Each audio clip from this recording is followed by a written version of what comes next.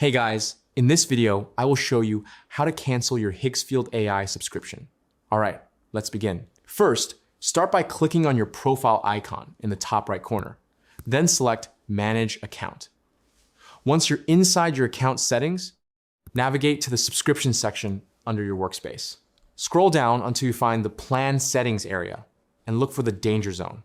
Since I don't have an active subscription, there is no Danger Zone feature, but in your case, it will be present at the end.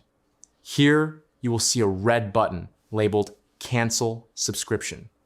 Click on it to proceed. You'll be taken to a confirmation page. Since you may have already paid for the current billing period, you can continue with the cancellation process. You might be asked to provide feedback, but this step is optional, so you can skip it. Next, select Continue and confirm your choice by clicking through the prompts until you reach the final confirmation screen. Once completed, your subscription will be canceled and you won't be billed again. So that's basically how you can cancel your Higgsfield AI subscription. That's it for this video. Thanks.